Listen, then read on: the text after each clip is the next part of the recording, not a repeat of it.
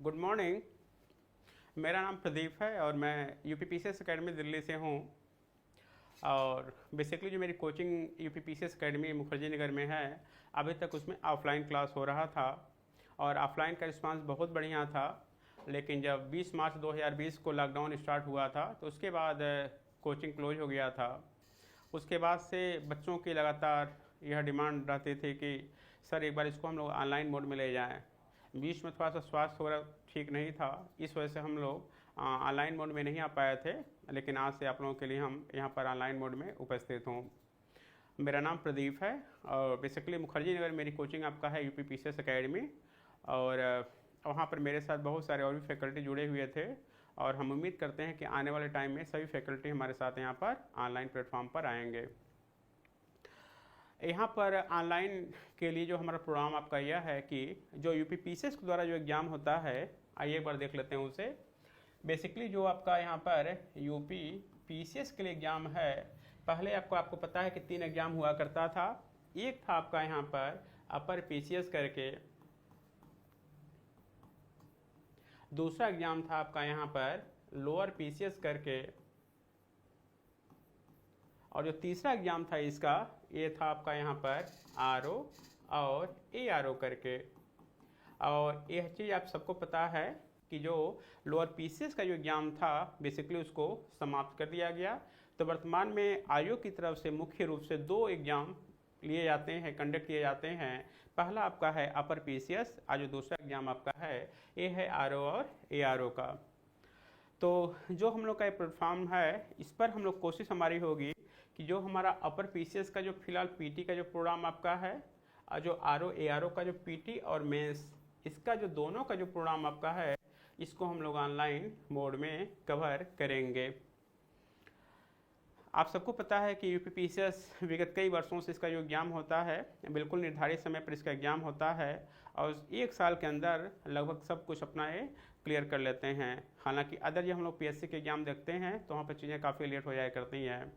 चूँकि UP PCS का exam काफ़ी ज़्यादा आपका निश्चित टाइम टेबल पर होता है, इसलिए इसकी क्रेडिबिलिटी भी पूरे देश में अच्छी बनी हुई है। और जब हम लोग बात करते हैं आईएएस प्रीलिम्स के एग्ज़ाम के बारे में तो आप सबको पता है कि 2023 के लिए आईएएस प्रीलिम्स का डेट आपका निर्धारित हो चुका है। और मुझे लगता है कुछ जस्ट पहले वाले संडे को या उसके बाद वाले संडे को एक कन्फर्म है कि यूपी पीसीएस का पीटी का एग्ज़ाम उस समय हो जाएगा।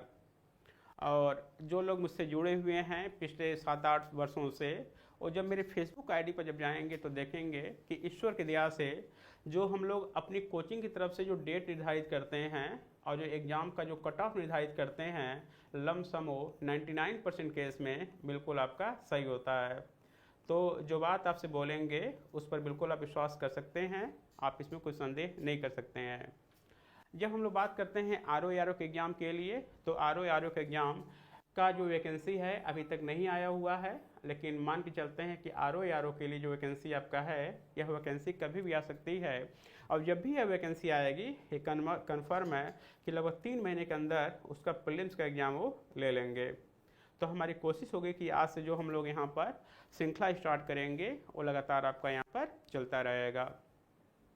आगे बढ़ने से पहले एक बार हम लोग क्या कर लेते हैं, यहाँ पर सिलेबस के बारे में हल्का फुल्का चर्चा कर लेते हैं।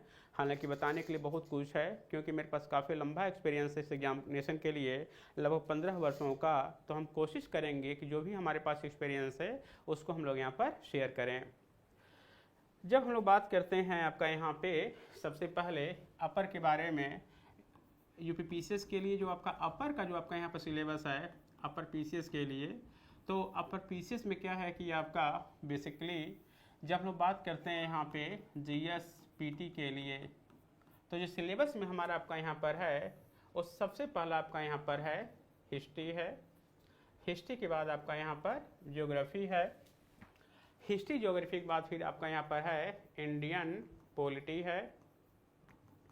इंडियन पॉलिटी के बाद आपका यहाँ पर इंडियन इकोनॉमी है। फिर इसके बाद आपका यहाँ पर साइंस एंड साइंस टेक है। इसके बाद आपका यहाँ पर करेंट अफेयर्स है। इस करंट अफेयर्स के बाद भी ध्यान दीजिएगा कि कुछ छोटी छोटी चीज़ें हैं जहाँ से यूपीपीसीएस में लगातार क्वेश्चन पूछे जाते हैं, लेकिन जब हमको सही जानकारी नहीं होती है तो फिर वो क्वेश्चन हमसे छूट जाते हैं। जब हम लोग करंट अफेयर्स के बारे में बात करते हैं उसके बाद तो फिर उसमें क्या होता है कि यूपी स्पेशल भी कुछ क्वेश्चन पूछे जाते हैं। हालांकि महत्वपूर्ण बात आपका यह है कि जब से यूपीपीसीएस ने जीएस मेंस का जो सिलेबस है उसको पुनः निर्धारित कर दिया है, पहले ऑब्जेक्टिव पेपर हुआ करता था, अब आपका सब्जेक्टिव पेपर हो रहा है, तभी से क्या होता है कि थोड़ा सा यूपी स्पेशल क्वेश्चन आना कम हो गया है। और जब से यूपी स्पेशल क्वेश्चन आना कम हो गया है, कहीं ना कहीं यूपीपीसीएस में अदर स्टेट के जो बच्चे हैं उनको अच्छा खासा सफलता यहाँ पर मिल रहा है। लेकिन एग्जामिनेशन का जो पेपर जो तैयार होता है उसमें लगातार आपका परिवर्तन बना रहता है। तो यदि विगत 2-3 वर्षों में यूपी से क्वेश्चन नहीं आए हैं तो इसका बिल्कुल मतलब नहीं है कि यूपी से क्वेश्चन अब नहीं आएंगे। तो इसलिए हम लोग क्या करेंगे, ये जो हम लोगों का कोर जो एरिया आपका है, history, geography, polity, eco, science और करंट अफेयर, इसके बाद हम लोग क्या करेंगे, यहाँ पर यूपी स्पेशल भी कर लेंगे। यूपी स्पेशल करने के बाद जो अगला हमारा यहाँ पर सेगमेंट होगा ये हमारा होता है यूपी के बाद में जब हम लोग बात करते हैं जनसंख्या के बारे में, पॉपुलेशन के बारे में, तो सबसे अच्छी बात क्या है कि यूपी में आमतौर पर हर साल लगभग 3 क्वेश्चन जनसंख्या के बारे में पूछे ही जाते हैं। और जब हम लोग जनसंख्या के बारे में बात करते हैं तो महत्वपूर्ण बात यह है कि एक क्वेश्चन आपका यहाँ पर वर्ल्ड पॉपुलेशन, विश्व जनसंख्या से पूछा जाता है। दूसरा जो क्वेश्चन यहाँ पर होता है यह भारत की जनसंख्या से, और तीसरा जो क्वेश्चन पूछा जाता है यह कहीं ना कहीं आपका यूपी के जनसंख्या से क्वेश्चन पूछा जाता है। तो जो जनसंख्या का पोर्शन आपका है ये बहुत ही आसान सा होता है। यदि आपने सिर्फ 4 से 5 पेज का मैटर अच्छे से तैयार कर लिया और मुझे लगता है कि 5 से 6 घंटे आपने बहुत अच्छे से तो समय लिया, याद कर लिया, तो लगभग 3 क्वेश्चन आने की संभावना आपका यहाँ से बना रहता है। महत्वपूर्ण बात आपका यहाँ पर यह है कि जरूरी नहीं है कि बिल्कुल एक एक क्वेश्चन आए। ये भी हो सकता है कि यदि विश्व से ना आए तो जनसंख्या से 2 क्वेश्चन आ सकता है। ये भी हो सकता है कि आपका विश्व से ना आए, भारत से ना आए, तो हो सकता है कि यूपी से ही 3 क्वेश्चन जनसंख्या से आ जाए। और आप जब लास्ट ईयर के जब पेपर देखेंगे तो लगभग मुझे याद आता है कि सन 2016 का साथ टाइम था कि संभवतः 2016 के आरओ और एआरओ के एग्जाम में, प्रीलिम्स में, मुझे लगता है कि उस साल जनसंख्या से लगभग 12 से 13 क्वेश्चन पूछा गया था। और महत्वपूर्ण बात आपका यह है कि जब हम जनसंख्या के बारे में बात करते हैं, स्पेशली हमारे यहाँ ऑफलाइन क्लास में जनसंख्या के बारे में हम बहुत आराम से बच्चों को 2 से 3 दिन पढ़ाते भी हैं, डिस्कशन भी करते हैं, उसको याद भी करा देते हैं, साथ में टेस्ट ले लेते हैं।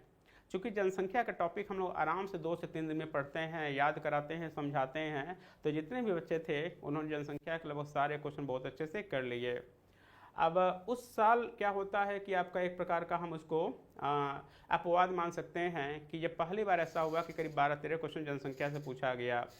ये भी हो सकता है कि जनसंख्या से आने वाले टाइम में एक भी क्वेश्चन ना पूछा जाए, और ये भी हो सकता है कि फिर उसके बाद लगातार क्वेश्चन पूछा जाए, लेकिन चूंकि सिलेबस में दिया है लेकिन हम लोग इसको छोड़ नहीं सकते हैं।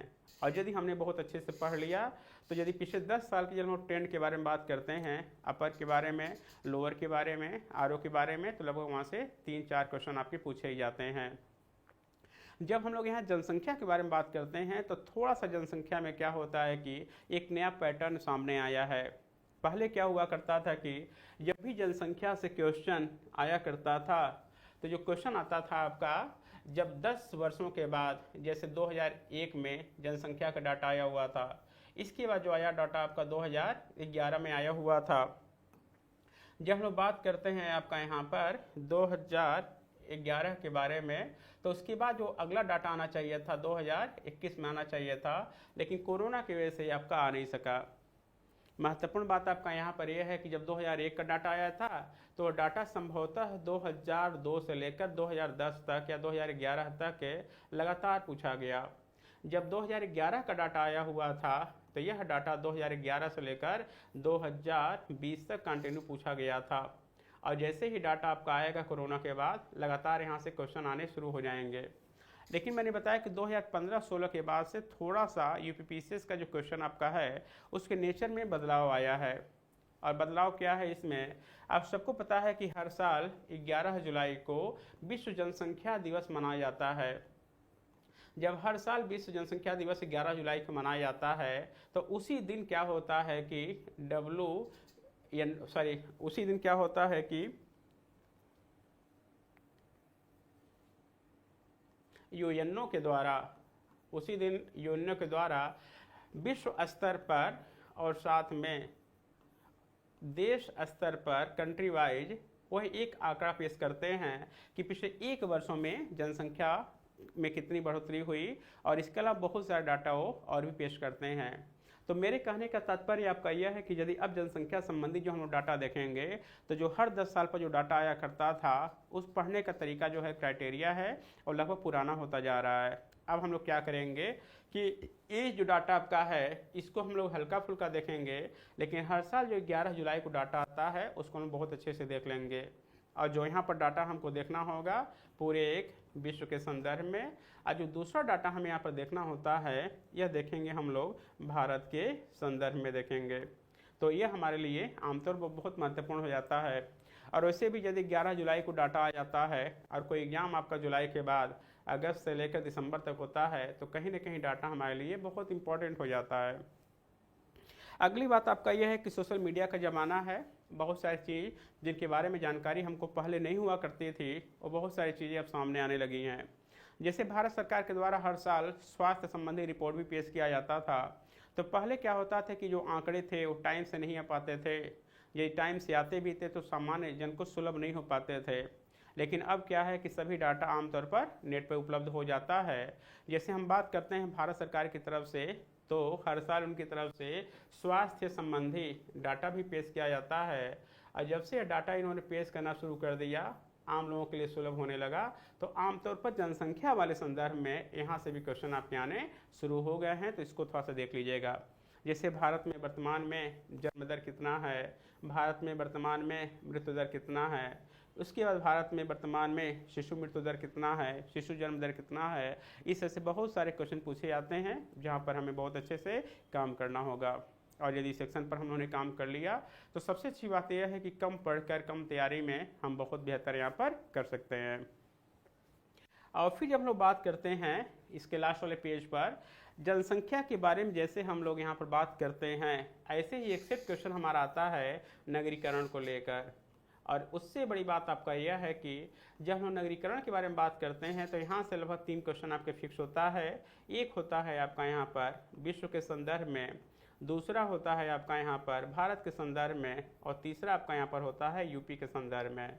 और आमतौर पर हम लोग नगरीकरण के बारे में बात करते हैं, समय समय पर इसका डाटा भी आता रहता है, तो हम लोग की जिम्मेदारी होती है कि इसको एक बार अच्छे से देख लेते हैं। तो कहने का तात्पर्य आपका यह है कि जब हम लोग जीएस के बारे में बात करते हैं तो जीएस का मतलब बिल्कुल ये नहीं होता कि खाली हमने हिस्ट्री पढ़ लिया, ज्योग्राफी है, पॉलिटी है, इको है, साइंस है, करंट अफेयर्स पढ़ लिया, पूरा हमारा कंप्लीट है। इसके अलावा भी ध्यान देना जो यूपी स्पेशल है, जनसंख्या है, नगरीकरण है, यहाँ से बहुत अच्छे खासे क्वेश्चन आपके यहाँ पर आते हैं। एक जो अति महत्वपूर्ण बात आपका है जानने लायक, उसको आप लोग थोड़ा समझने का प्रयास करिए। वर्तमान में जब हम लोग बात करते हैं ज्योग्राफी वाले सेक्शन में तो वहाँ पर ध्यान से देखिएगा, इस पर्यावरण और पारिस्थितिकी के रूप में अच्छे खासे क्वेश्चन यहाँ पर पूछे जाने लगे हैं। और पहले ऐसे क्वेश्चन यहाँ पर नहीं पूछे जाते थे। कारण उसका है कि पहले जो एग्जाम आपका हुआ करता था यूपी की, यदि हम लोग बात करते हैं, और यदि हम बात करते हैं यूपीएससी के बारे में, आईएएस के बारे में, तो महत्वपूर्ण बात आपका यह है कि पहले जो यूपी में एग्जाम जो हुआ करता था तो एक जो सामान्य एग्जाम अपर पीसीएस वाला हुआ करता था यह अलग डेट पर हुआ करता था, और दूसरा आपका जो एग्जाम होता है फॉरेस्ट वाला, तो जो फॉरेस्ट वाला जो एग्जाम हुआ करता था इसका पीटी और मेंस अलग हुआ करता था। और जस्ट कहीं ना कहीं यही काम आपका यूपीएससी के द्वारा भी किया जाता था। लेकिन वर्तमान में यदि हम लोग यूपी के बारे में बात करते हैं, यूपीएससी के बारे में बात करते हैं, तो अब क्या होता है कि जो अपर का एग्जाम है, जो फॉरेस्ट वाला एग्जाम है, इन दोनों का जो पीटी होता है अब एक साथ होता है, एक ही पेपर से होता है। आज जो कि मामला यहाँ पर फॉरेस्ट का है तो पक्का है कि पर्यावरण से पारिस्थितिकी से क्वेश्चन आने आपके कन्फर्म हैं। यही वजह है कि यदि हम लोग यहाँ पर यूपी के बारे में बात करते हैं तो लगभग 12 से 15 क्वेश्चन खाली पर्यावरण से पूछे जा रहे हैं इस 150 क्वेश्चन में। और यदि हम लोग बात करते हैं आपका यहाँ पर यूपीएससी के बारे में तो आमतौर पर 100 क्वेश्चन में लगभग 10 क्वेश्चन के आसपास यहाँ एनवायरनमेंट से पूछे ही जा रहे हैं। और महत्वपूर्ण बात आपका यह है कि एनवायरनमेंट का मामला हो या इकोलॉजी का मामला हो, बहुत ही छोटा सेक्शन है और इसको मुश्किल से हम लोग 4-5 दिन, 8 दिन, 10 दिन में कवर करके छोटे से नोट्स के साथ में 10 क्वेश्चन आपका यूपीएससी में और 12 से 15 क्वेश्चन हम लोग यूपीपीसीएस में इसको हम लोग कंफर्म कर सकते हैं। तो कहने का तात्पर्य आपका यह है कि अब आज के बाद जब भी आप तैयारी करिएगा इन सेक्शन पर बहुत ज़्यादा जोर दीजिएगा। लेकिन महत्वपूर्ण बात है कि ये पहले इन दोनों का एग्जाम जब अलग अलग हुआ करता था, फॉरेस्ट वाला एग्जाम अलग और अपर पीसीएस का एग्जाम अलग है, तब उतने ज़्यादा क्वेश्चन पर्यावरण से आपके यहाँ पर नहीं आया करते थे। यूपीपीसीएस के लिए काफ़ी लंबा एक्सपीरियंस मेरा रहा है, बहुत सारी चीज़ें आपको बताने के लिए समय समय के अनुसार हम आपको बताते रहेंगे। तो कुल मिलाकर लमसम हमारा जब सिलेबस के बारे में बात करते हैं तो सिलेबस हमारा यूपीपीसीएस का ही रहा। बेसिकली जो सेक्शन हम आपको यहाँ पर कवर करेंगे यूपीपीसीएस के लिए, वो सेक्शन मेरा आपका यहाँ पर होगा सबसे पहले हिस्ट्री का, इसके बाद जो सेक्शन मेरा होगा यह पॉलिटी का होगा, इसके बाद जो सेक्शन मेरा यहाँ पर होगा ज्योग्राफी का होगा, और फिर इसके बाद जो सेक्शन मेरा यहाँ पर होगा ये करंट अफेयर्स का होगा। जब हम लोग ऑफलाइन क्लास के बारे में बात करते हैं तो हमारे यहाँ क्या हुआ करता है कि हर शनिवार को करंट अफेयर्स की क्लास कंटिन्यू हुआ करते थे। और इसका जो सबसे बड़ा फ़ायदा है कि यदि हर शनिवार को हम लोग करंट पढ़ते हैं, मतलब महीने में लगभग यदि 4 से 5 बार हम लोग करंट पढ़ते हैं, तो एग्ज़ाम के टाइम में सिर्फ हम लोग को आपका यहाँ पर रिवीजन करने की आवश्यकता होती थी, पूरा बुक एक साथ पढ़ने की आवश्यकता नहीं होती थी। थोड़ा सा कई बार चीज़ें बच्चे समझ नहीं पाते हैं, और जो लोग समझ नहीं पाते हैं तो होता यह है कि एग्ज़ाम से लगभग 15 दिन पहले वो मार्केट में जाते हैं, कोई बुक लेकर आते हैं, और उस बुक में क्या होता है कि 1 साल या 1.5 साल का करंट अफेयर्स दिया रहता है। और ऑब्वियस सी बात है, यदि करंट अफेयर्स आपने वीकली नहीं देखा है, मंथली नहीं देखा हुआ है, तो इस कंडीशन में क्या होता है कि पूरा साल या पूरी 1.5 साल का करंट अफेयर्स सिर्फ 10 दिन, 15 दिन या 1 हफ्ते में तैयार करना पॉसिबल नहीं होता है। लेकिन उसी करंट अफेयर्स को यदि हम लोग हर हफ्ते तैयार करते रहते हैं तो इसका बहुत बड़ा फ़ायदा होता है। कभी आप हमारे क्लास के बच्चों से मिलिएगा तो आपको बताएंगे कि जैसे जब हम लोग हर शनिवार को करंट अफेयर्स जब कर लेते हैं तो आमतौर पर एग्ज़ाम के टाइम में, एग्ज़ाम से 10-12 दिन पहले मार्केट में बहुत सारे मैगजीन आते हैं जिसमें आमतौर पर पूरे 1 वर्ष का कलेक्शन दिया रहता है। तो एग्ज़ाम से करीब हम लोग 10 दिन पहले क्या करते हैं कि जैसे हो मैगजीन मार्केट में उपलब्ध होता है तो उस कंडीशन में हम लोग क्या करते हैं कि मान लीजिए उस मैगजीन में 160 पेज दिया हुआ है, तो पढ़ने का हम लोग का तरीका क्या होता है कि सबसे पहले उस मैगजीन को मैं बहुत अच्छे से कवर कर डालता हूँ, उसको मैं अच्छे से उस पर मार्किंग कर लेता हूँ कि कहाँ इंपॉर्टेंट है कहाँ इंपॉर्टेंट नहीं है। और फिर अगले दिन क्लास में हम लोग क्या करते हैं कि इस मैगजीन का जो 80 जो पेज आपका होता है उसको हम लोग 3 से 4 घंटे में आराम से कर लेते हैं। और होता आपका यह है कि जैसे किसी पेज को जब हम लोग खोलते हैं, जब इस बुक को ओपन करते हैं और जो दोनों तरफ जो पेज दिया रहता है, तो हर पेज में हर लाइन में जो इम्पोर्टेंट होता है उसको हम लोग क्या करते हैं कि बच्चों को अच्छे से अंडरलाइन करा देते हैं, और अंडरलाइन कराने के बाद उसको अच्छे से समझा देते हैं। और यही प्रक्रिया हमारा पूरा 80 पेज में होता है। और जब फिर हम लोग अगले दिन के बारे में बात करते हैं तो सेम अगले दिन भी हमारा यही काम होता है। और सबसे अच्छी बात क्या है कि पूरा मैगजीन हम लोग यहाँ पर 2 दिन में आराम से पढ़ जाते हैं। और जब 2 दिन में है मैगजीन जब हम लोग पढ़ जाते हैं तो फिर अगले 4 दिन में हम लोग क्या करते हैं, इस मैगजीन का बहुत अच्छे से टेस्ट ले लेते हैं। और यदि इस मैगजीन में 160 पेज दिया हुआ है, 4 से डिवाइड करने के बाद लगभग 40 पेज का जो टेस्ट होता है जिसको हमने अंडरलाइन कराया हुआ होता है उसका हम लोग टेस्ट ले लेते हैं। और फिर पूरा मैगजीन हमारा मुश्किल से 4 से 6 दिन के अंदर बहुत अच्छे से कवर हो जाता है। यदि हम लोग बात करते हैं यहाँ पर यूपीपीसीएस के लिए, तो आमतौर पर 150 क्वेश्चन में यूपीपीसीएस में 20 क्वेश्चन, 25 क्वेश्चन, 30 क्वेश्चन तक करंट अफेयर्स पूछे जाते हैं। और सबसे अच्छी बात आपका यह है कि जो बच्चे क्लास के होते हैं वो लोग सारा करंट अच्छे से करके चले जाते हैं। संभवतः ही ऐसा होता होगा कभी कभी जब खाली 1 या 2 क्वेश्चन करंट के आपके वहाँ से छूट जाए। हमारी कोशिश होगी कि अगले हफ्ते से इस ऑनलाइन प्लेटफॉर्म पर हम हर शनिवार को करंट अफेयर्स के बहुत सारे टॉपिक हम लोग डिस्कस करेंगे जो यूपीपीसीएस के लिए आपका बहुत ही महत्वपूर्ण है। यह जो चैनल है इस पर बहुत सारे हमारे वीडियो डाउन होंगे, बिल्कुल आपका निःशुल्क है, इसके लिए बिल्कुल भी आपको पेमेंट नहीं करने हैं। और हमारी पूरी कोशिश होगी जहाँ तक संभव होगा हम कोशिश करेंगे जो हमारा प्रीलिम्स का पूरा सिलेबस है, न केवल हम बल्कि हमारे जो और भी साथी हैं, जो और भी हमारे फैकल्टी हैं, उनका भी पूरा जो वीडियो आपका है हमारी कोशिश होगी कि उसको निःशुल्क हम आपको यहाँ पर प्रोवाइड करा देते हैं। तो ये तो रहा आपका यहाँ पर करंट अफेयर्स के बारे में। थोड़ी सी बात हम लोग कर लेते हैं यहाँ पर हिस्ट्री, पॉलिटी और ज्योग्राफी के बारे में। जब हम लोग यहाँ जब हम लोग यहाँ पर ज्योग्राफी के बारे में बात करते हैं तो इसका जो आपका क्षेत्र है काफ़ी लंबा हो जाता है। और जब ज्योग्राफी के बारे में जब हम लोग यहाँ पर बात करते हैं तो सबसे पहले जो कहानी हम लोग स्टार्ट करते हैं यहाँ पर इंडियन ज्योग्राफी से। और इंडियन ज्योग्राफी से कहानी शुरू करने का रीज़न आपका यह है कि मैक्सिमम जो क्वेश्चन पूछा जाता है यह इंडियन ज्योग्राफी से ही पूछा जाता है। अगली बात यह है कि जो इंडियन ज्योग्राफी का जो सेगमेंट होता है कहीं ना कहीं बचपन से हम लोग उसको पढ़े रहते हैं, तो कहीं ना कहीं उससे हम लोग परिचित रहते हैं कि भारत के सामान्य परिचय के बारे में, भारत की नदियों के बारे में, भारत की पर्वत पठार आदि के बारे में, भारत के झील वगैरह के बारे में, जनजाति के बारे में और यहाँ के परिवहन के बारे में। तो चूँकि बहुत सारी चीज़ें परिचित होती हैं तो इसीलिए क्या होता है कि इसको पढ़ाना बड़ा आसान होता है टीचर के लिए भी, और बच्चों को समझना भी यहाँ पर बहुत आसान हो जाता है। इंडियन ज्योग्राफी का लोग सेगमेंट हमारा जो रहेगा वो लगभग 30 क्लास का रहेगा। ध्यान से देखिएगा, डेली यदि हम लोग 2 घंटे के यहाँ पर क्लास करते हैं तो 30 क्लास में हमारा इंडियन ज्योग्राफी बहुत अच्छे से यहाँ पर कवर हो जाता है। इंडियन ज्योग्राफी के बाद यदि हम लोग बात करते हैं यहाँ पर हैं तो फिर हम लोग बात करेंगे यहाँ पर वर्ल्ड ज्योग्राफी के बारे में। और यदि हम लोग यहाँ पर वर्ल्ड ज्योग्राफी के बारे में बात करते हैं तो इस समय जितने भी कॉन्टिनेंटल हैं सिर्फ उसको हम लोग बहुत आराम से डिस्कस करते हैं। आप सभी लोग अपना एटलस लेकर आते हैं और सबसे पहले आपका यहाँ पर नॉर्थ अमेरिका, इसके बाद साउथ अमेरिका, इसके बाद आपका यूरोप, इसके बाद आपका अफ्रीका, इसके बाद आपका एशिया और फिर ऑस्ट्रेलिया। और इसके द्वारा क्या होता है कि जो सेगमेंट हमारा है लगभग 15 दिन में बहुत अच्छे से कवर हो जाता है। और महत्वपूर्ण बात है कि एक ऐसा सेगमेंट है जिसका नोट्स हर जगह अवेलेबल है, और हम लोग भी क्या करते हैं कि नोट्स के माध्यम से, एटलस के माध्यम से चीज़ों को बहुत अच्छे से समझा देते हैं। इसमें जो सबसे इम्पोर्टेंट पॉइंट क्या होता है कि 10 दिन क्लास करने के बाद, 10 दिन पढ़ाने के बाद अगले 5 दिन तक लगातार हम लोग इसका टेस्ट ले लेते हैं।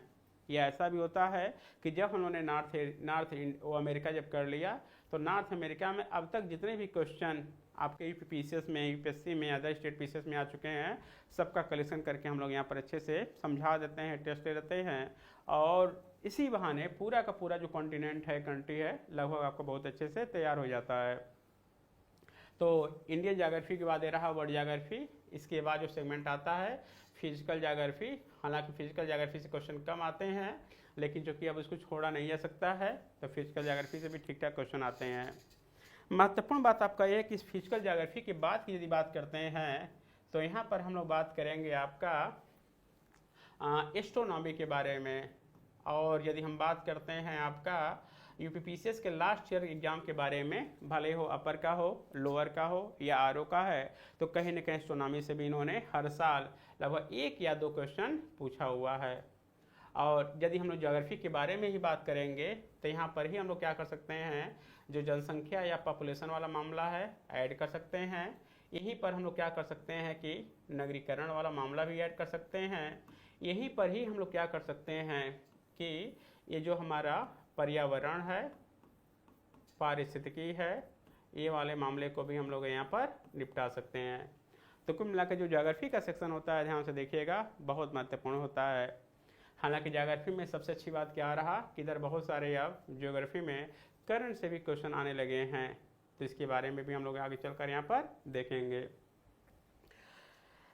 जो पढ़ाने का मेरा तौर तरीका ये होता है, मुझे अपने साथ जो सबसे अच्छी बात ये लगती है कि यदि आपकी क्लास मुझे सुबह 9:30 बजे लेना होता है तो ठीक हम 9 बजे तक जाकर एक बार सर्च कर लेते हैं कि क्या इससे संबंधित कोई इम्पोर्टेंट कोई बात या इम्पोर्टेंट कोई घटना हुआ है, या इसमें कोई इम्पोर्टेंट संशोधन हुआ है, या इससे संबंधित कोई इम्पोर्टेंट मैटर है, तो उसको अपने नोट्स में हम बिल्कुल जोड़ लेते हैं। जैसे एग्जाम्पल के लिए आज सपोज करो कि यदि आपका 26 अगस्त है, तो इम्पोर्टेंट बात यह है कि जो आज टॉपिक हम पढ़ाएंगे ये 26 अगस्त तक अभी तक जो भी एग्जाम में क्वेश्चन आपका आईएएस में किसी भी स्टेट पीसीएस में आया हुआ है, हमारी कोशिश होगी कि पूरा कलेक्शन उसको दे दिया जाए। तो जो नोट्स हमारा रहेगा, ध्यान से देखिएगा, वो बिल्कुल अपडेट रहेगा। और हो सकता है कि यदि आप पुरानी किताबें पढ़ते हैं, पुराना आपके पास नोट्स है, तो हो सकता है कहीं पर भी डाटा को लेकर, कॉन्सेप्ट को लेकर यदि कोई डिफर होता है, अंतर मिलता है, तो एक बार उसको जाकर दोबारा से चेक कर लीजिएगा। क्योंकि चूँकि हम लोग जो पढ़ाते हैं बिल्कुल अपडेट होकर पढ़ाते हैं, और कई बार होता है कि बच्चों के पास जो मैटर होता है 1 साल, 2 साल, 3 साल पुराना होता है, तो फिर थोड़ा सा बच्चों के साथ समस्या आती है। जब हम बात करते हैं इंडियन ज्योग्राफी के बारे में, वर्ल्ड ज्योग्राफी के बारे में, जब हम बात करते हैं इंडियन इकानमी के बारे में, तो मुझे लगता है कि आमतौर पर हर 6 महीने में डाटा आपका लगभग चेंज हो जाता है। तो थोड़ा सा इसको आप यहाँ पर देखने का प्रयास करिएगा। जैसे एग्जाम्पल के लिए हम बात करते हैं कि वर्तमान में सबसे अधिक मसालों का उत्पादन भारत के किस राज्य में होता है, तो बेसिकली बहुत सारे ऐसे बच्चे होते हैं जो तुरंत आंसर बताते हैं कि सबसे अधिक जो मसालों का उत्पादन होता है यह केरल में होता है। तो उसके बाद वो केरल को सही आंसर मान लेते हैं। लेकिन जो लोग लगातार करंट अफेयर से जुड़े रहते हैं या जिनका शौक़ होता है इंडियन ज्योग्राफी का, नई नई किताबें पढ़ने का, तो उनको पता होगा कि यदि हम लोग वर्तमान में बात करते हैं तो वर्तमान में सबसे अधिक जो मसालों का उत्पादन होता है ये आपका यहाँ पर आंध्र प्रदेश में होता है। आंध्र प्रदेश के पहले जो भारत में सबसे अधिक मसालों का उत्पादन होता था यह मध्य प्रदेश में होता था। इसके पहले जो भारत में सबसे अधिक मसालों का उत्पादन होता था यह राजस्थान में होता था। उसके पहले का जो सेगमेंट हमारा था यह गुजरात में, और फिर बहुत पहले जो मसालों का उत्पादन सबसे अधिक होता था वो केरला में हुआ करता था। तो कहने का तात्पर्य यह है कि यदि वर्तमान में हम बात करते हैं बहुत सारे आपका संसाधनों के बारे में, इंडस्ट्रीज़ के बारे में, क्रॉप्स के बारे में, तो लगातार ये डाटा न केवल भारत के राज्यों के संदर्भ में बदल रहा है बल्कि पूरे विश्व के संदर्भ में बदल रहा है। हम चाहेंगे जब आप एग्जाम देने जाएं तो कम से कम अपनी तैयारी को अच्छे से अपडेट कर लीजिएगा। और यदि हमारे चैनल के साथ यूपीपीसीएस एकेडमी के साथ आप जुड़े रहते हैं तो मुझे लगता है कि फिर कहीं और जाने की आवश्यकता आपको यहाँ पर नहीं होगी। तो कुल मिलाकर आपका एक सेगमेंट रहा आपका ज्योग्राफी का। थोड़ी सी चर्चा हम लोग कर लेते हैं आपका यहाँ पर इंडियन पॉलिटी के बारे में। जब हम लोग यहाँ पर इंडियन पॉलिटी के बारे में बात करते हैं तो महत्वपूर्ण बात आपका यह है कि आमतौर पर जो बच्चे होते हैं इंडियन पॉलिटी पढ़ने का उनका तौर तरीका क्या होता है कि वो शुरुआत करते हैं भारतीय संविधान के निर्माण से, उसके परिचय से।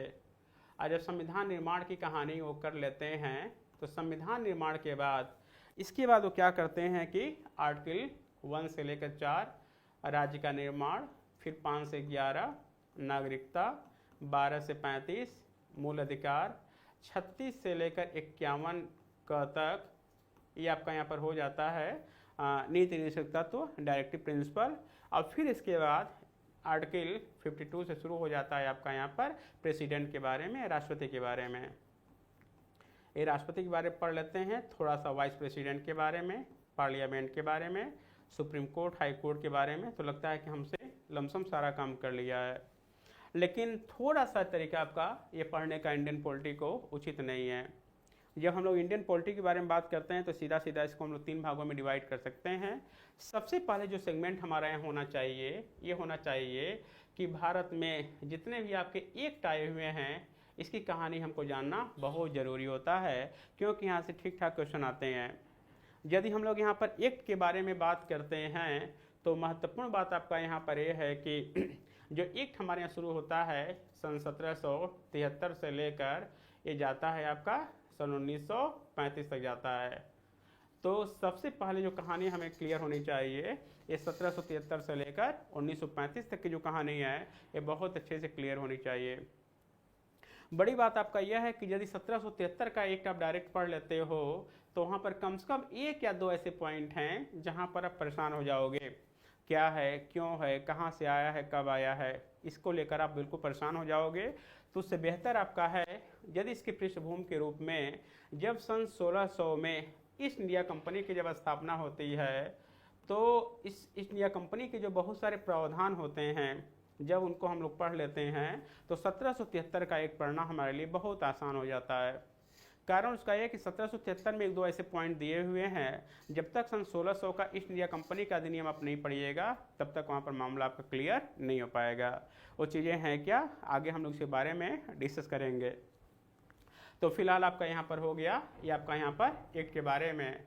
महत्वपूर्ण बात आपका यह है कि जब हम बात करते हैं इस सभी एक्ट के बारे में 1773 से लेकर 1935 तक, यहाँ से तो ठीक ठाक क्वेश्चन आते हैं। बड़ी बात आपका यह है कि सन 1935 से लेकर इस देश की आज़ादी तक बहुत सारे घटनाएं आपका यहाँ पर और भी होती हैं, और यह घटना या तो आपका हिस्ट्री में पूछा जाता है या तो आपका यहाँ पर पॉलिटी में पूछा जाता है। या तो हिस्ट्री में पूछा जाता है या तो आपका यहाँ पर पोल्ट्री में पूछा ही जाता है। तो हम चाहेंगे कि सेगमेंट को बहुत अच्छे से आप देख लीजिएगा। यह जरूरी नहीं है कि जो ये सेगमेंट है 1935 से 1947 यह हिस्ट्री में ही पूछा जाए, हो सकता है इसको पोल्ट्री में पूछ सकते हैं। तो कहने का तात्पर्य है कि जब भी आप पोल्ट्री पढ़िए तो संविधान के जो पहले वाला मामला है इसको भी बहुत अच्छे से आप देख लीजिएगा। और ऐसा होता क्यों है, यदि हम लोग यूपीपीसीएस के बारे में बात करते हैं और यदि यूपीपीसीएस के टोटल 150 क्वेश्चन में यदि हम पोल्ट्री के बारे में बात करते हैं, सपोज करो यदि पोल्ट्री से 18 क्वेश्चन आता है तो सीधी सी बात है लगभग 6 क्वेश्चन जो आते हैं वो संविधान के पहले से आते हैं। 6 क्वेश्चन जो आता है ये संविधान निर्माण और आर्टिकल 1 से लेकर 395 के बीच में आते हैं। और महत्वपूर्ण बात आपका है कि जो शेष 6 क्वेश्चन आते हैं ये कहाँ से आते हैं, ये संविधान के बाद की कहानी से आते हैं। जैसे आपको पता होगा कि सन 15 अगस्त 1947 को देश आज़ाद होता है और संविधान जो पूरी तरह से लागू होता है 26 जनवरी 1950 को।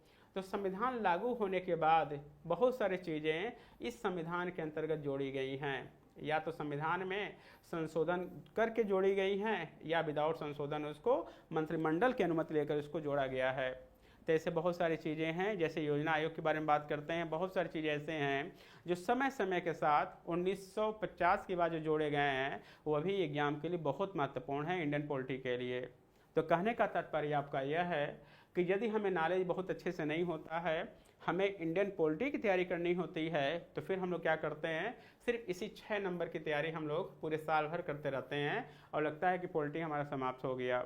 लेकिन महत्वपूर्ण बात है कि जब आप एग्जाम देने जब जाते हो तो यहाँ से भी खूब सारे क्वेश्चन आते हैं और यहाँ से भी बहुत सारे क्वेश्चन आते हैं।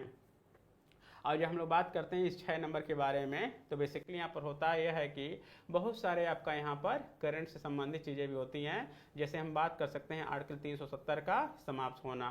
तो इस तरह से बहुत सारी चीज़ें हैं जो समय समय के अनुसार जोड़ी जाती हैं। जब हम 1950 के बारे में बात करते हैं, मोबाइल फ़ोन नहीं था, इंटरनेट नहीं था, बहुत सारी संबंधित इससे चीज़ें नहीं थी, बहुत सारे इसके प्रावधान नहीं बनाए गए थे।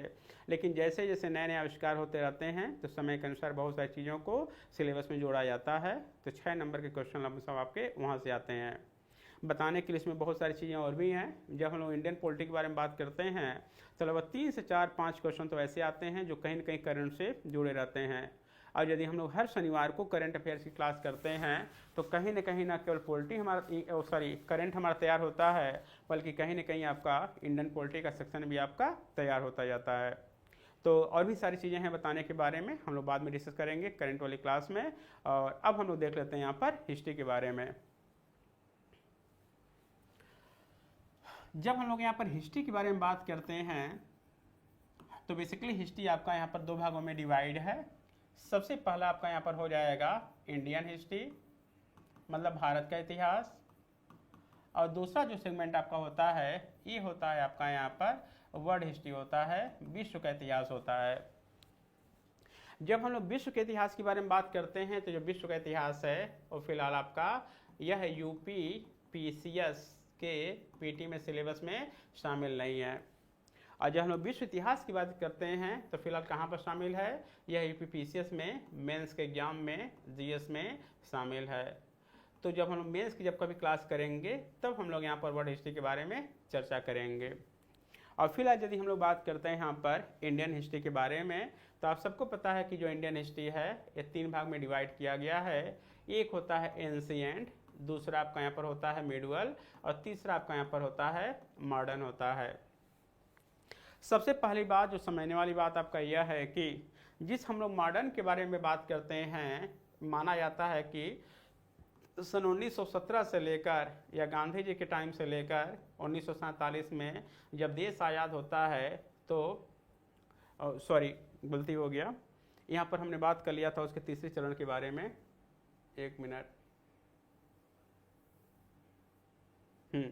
जब हम लोग बात करते हैं यहाँ पर मॉडर्न इंडिया के बारे में तो इसका जो आपका सिलेबस है ये आपका है सन 1707 से लेकर औरंगजेब से मरने से लेकर 1947 तक। लेकिन महत्वपूर्ण बात आपका यह है कि ध्यान से देखिएगा, वो भले यूपी पीसीएस हो, बिहार पीसीएस हो या कोई और पीसीएस का एग्जाम हो, और यहाँ तक कि यदि हम लोग यूपीएससी के बारे में भी बात करते हैं तो महत्वपूर्ण बात आपका यहाँ पर यह है कि अब जो क्वेश्चन जो आ रहे हैं ये कहीं ना कहीं 1947 से लेकर 64 तक और फिर 1964 से लेकर यह 1991 तक भी क्वेश्चन आने शुरू हो गए हैं। और महत्वपूर्ण बात आपका यह है, इसका क्या इतिहास है, इसका क्या भूगोल है, इसका पॉलिटी से क्या संबंध है, इसका इंडियन इकोनॉमी से क्या संबंध है, इसका एग्रीकल्चर से क्या संबंध है, इसको आप यहाँ पर अच्छे से देख लीजिएगा। एग्जाम के लिए आपका ये बहुत महत्वपूर्ण है। तो कहने का मतलब, जब हम लोग इंडियन हिस्ट्री के बारे में बात करेंगे तो कहानी 47 तक नहीं समाप्त करेंगे, कहानी को कहाँ तक लेकर जाएंगे, सन 1991 तक लेकर जाएंगे। और यदि आपने 47 से 91 तक का सिलेबस कर लिया है तो कम से कम और लोगों से आप 3, 4, 5, 6 क्वेश्चन लीड कर जाएंगे। स्पेशली आपका यूपी पीसीएस में जहाँ पर 150 क्वेश्चन होते हैं, और साथ में बिहार पीसीएस में वहाँ पर भी आपके 150 क्वेश्चन होते हैं।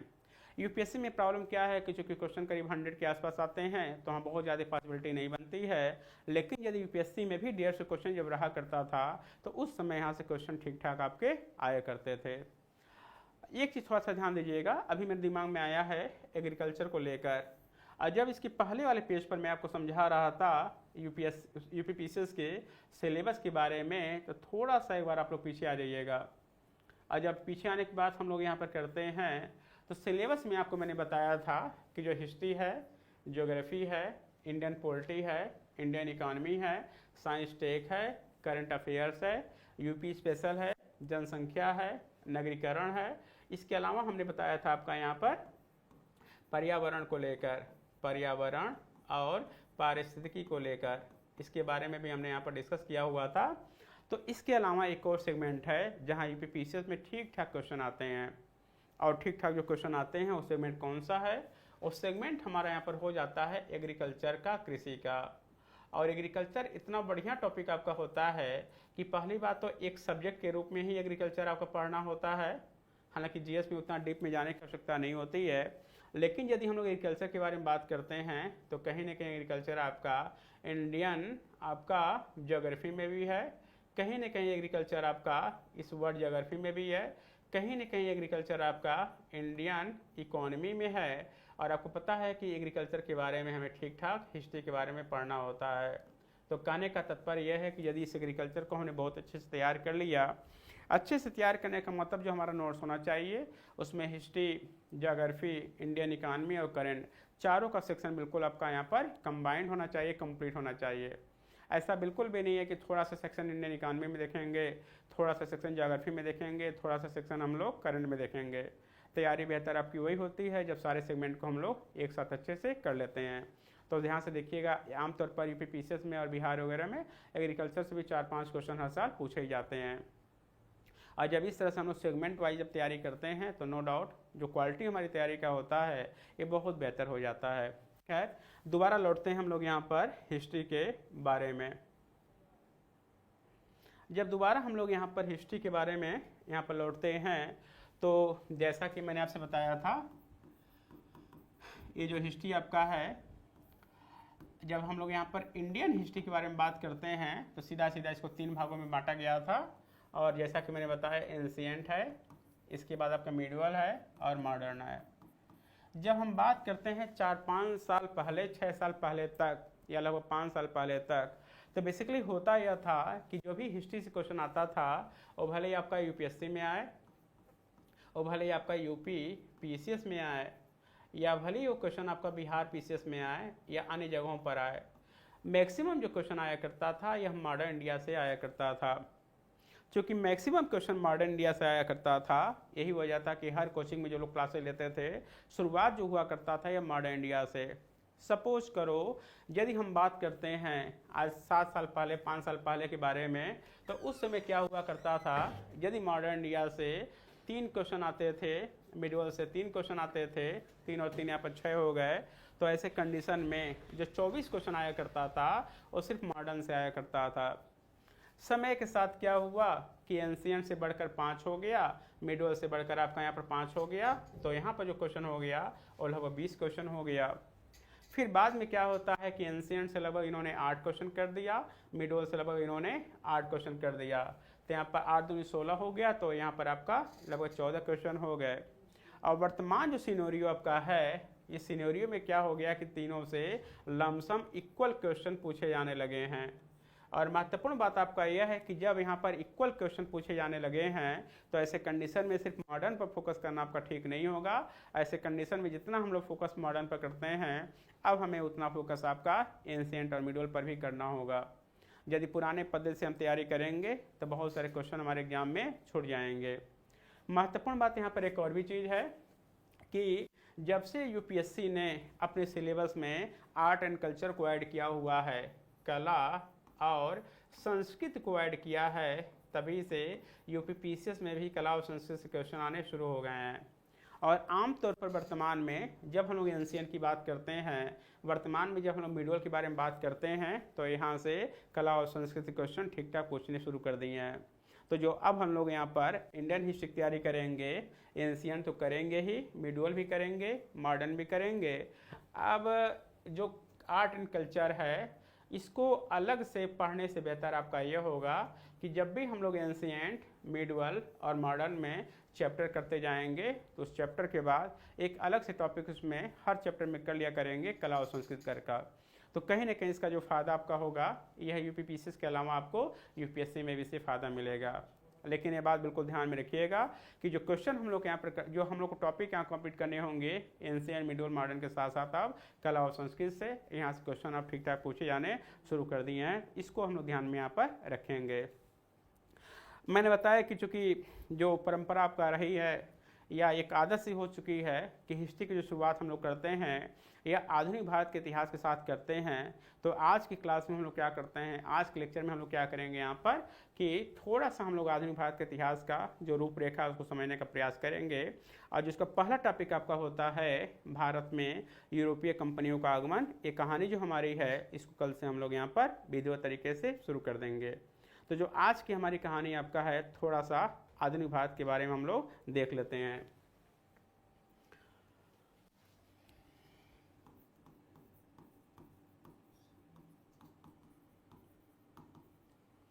जब हम लोग बात करते हैं मॉडर्न इंडिया के बारे में, आधुनिक भारत के इतिहास के बारे में, तो इसके पहले थोड़ा सा हम लोग तरीका देख लेते हैं इतिहास को पढ़ने का तौर तरीका। आज जब हम लोग इतिहास को पढ़ने के तौर तरीके के बारे में बात करते हैं, तो जैसे आप जब मैथ पढ़ते हैं तो आपके पास फार्मूला होता है, वैल्यू उस फार्मूला में पुट कर देते हैं, आंसर आ जाता है। जब हम फिजिक्स के बारे में बात करते हैं, केमिस्ट्री के बारे में बात करते हैं, तो कहीं ना कहीं पर वहाँ पर भी हमारे साथ फार्मूला होता ही है। और महत्वपूर्ण बात आपका यह है कि जब हम लोग हिस्ट्री के बारे में बात करते हैं, तो हिस्ट्री के बाद हिस्ट्री में भी आपका एक बड़ा सटीक फार्मूला है। आज हम लोग हिस्ट्री में सटीक फार्मूले के बारे में बात करते हैं, तो फार्मूला हमारा होता है 5W + 1H होता है। आज हम लोग इस 5W के बारे में बात करते हैं, तो ये आपका यहाँ पर होता है वाट, ये होता है वेयर, या ये होता है आपका यहाँ पर वाई, ये होता है आपका व्हेन, फिर होता है आपका यहाँ पर हु, और इस यस का मतलब यहाँ पर क्या होता है, हाउ मच होता है। ठीक है ना, एक मिनट।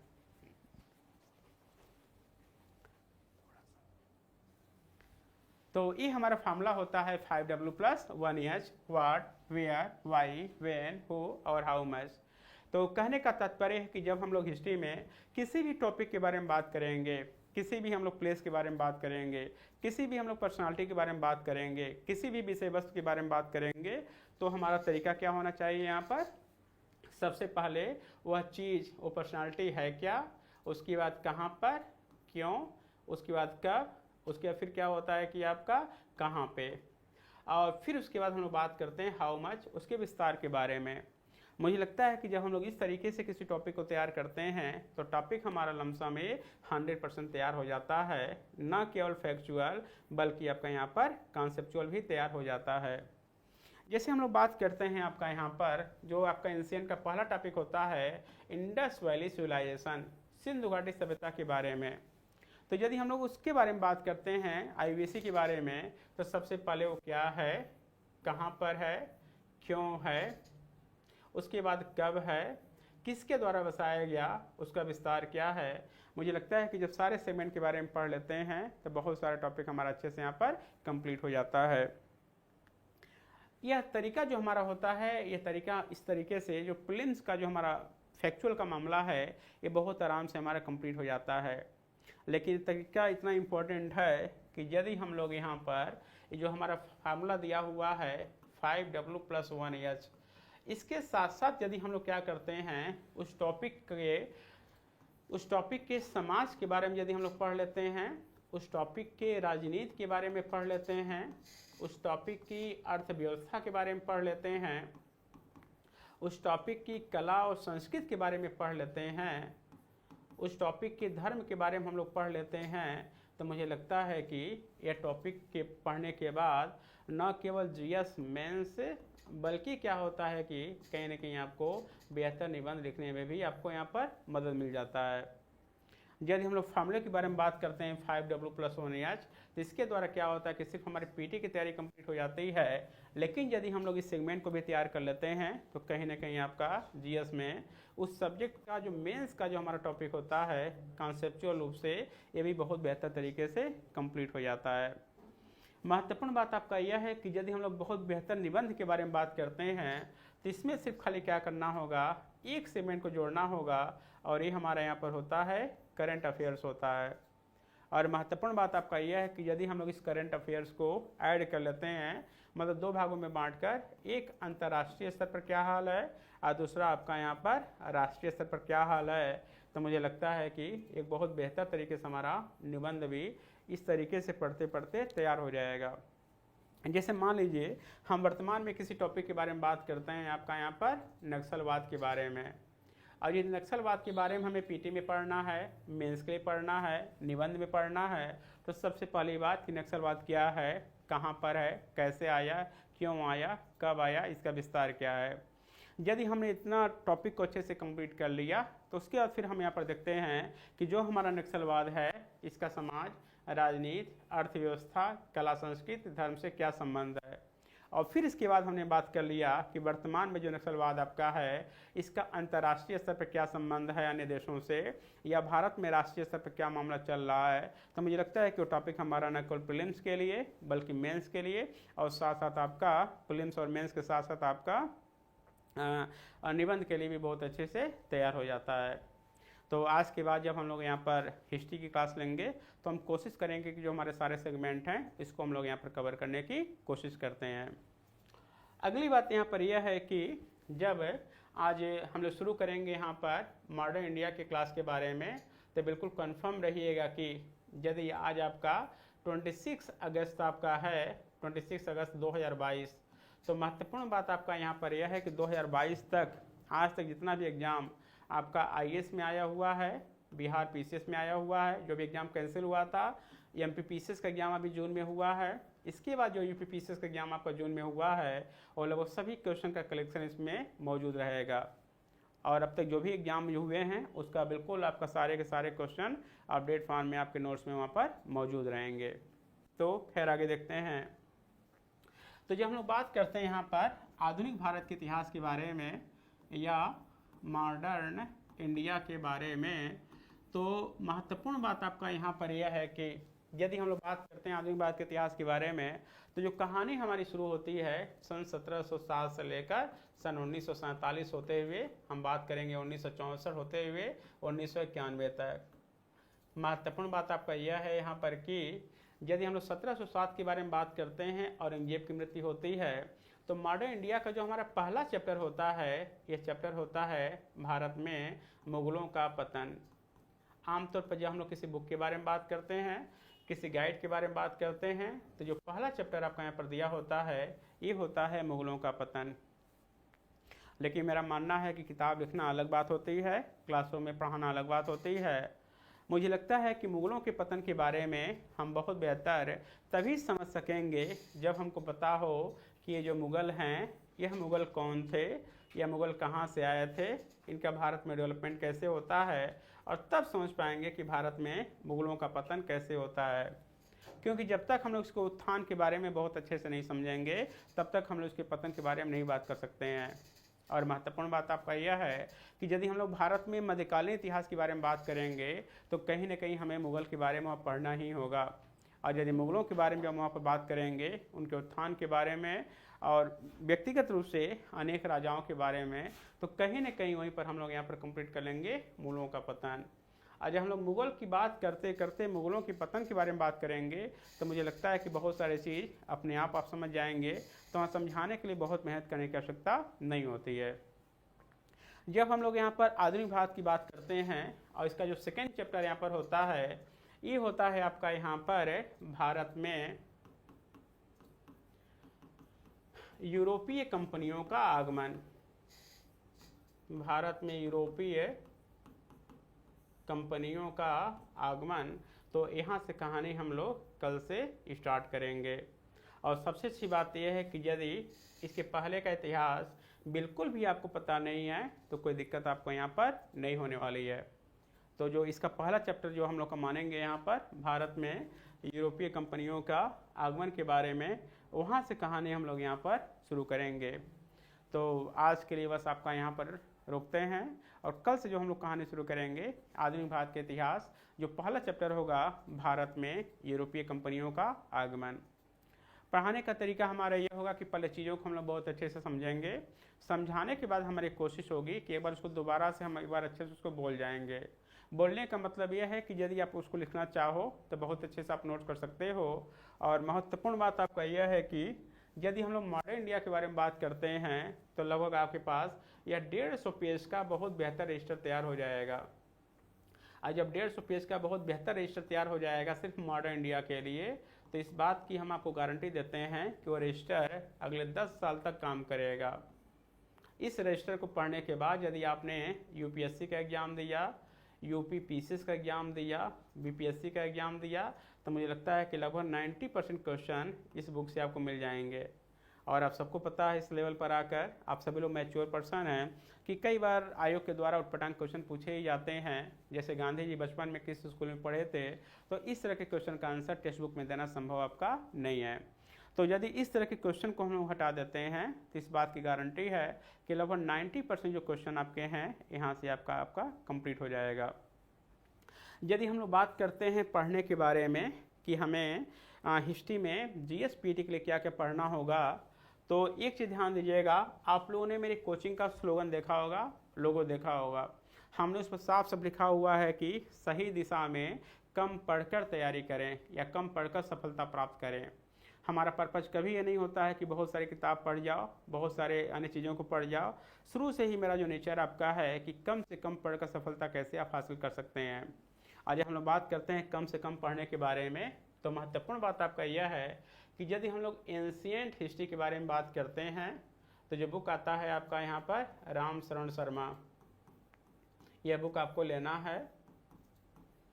दूसरी जो पुस्तक आपका है एंशिएंट के बाद मिडवल के लिए, ये होती है आपका यहाँ पर सतीश चंद्रा की, इस बुक को आपको यहाँ पर लेना है।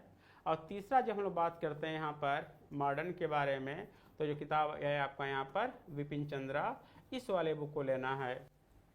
अब यहाँ पर दो चीज़ें हैं, इन्हीं तीनों राइटर का एनसीईआरटी भी आता है, तो आप चाहो तो यहाँ पर जो ओल्ड वाली एनसीईआरटी है, इस वर्ल्ड वाले एनसीईआरटी को भी सबसे पहले आप ले सकते हो। और फिर बाद में क्या होता है कि बहुत अच्छे अच्छे पब्लिकेशन के द्वारा इनकी अलग से ही बहुत बढ़िया टेक्स्ट बुक निकला हुआ है, तो इस वाले आप टेक्स्ट बुक भी आप इनका ले सकते हो, कहीं कोई दिक्कत नहीं है।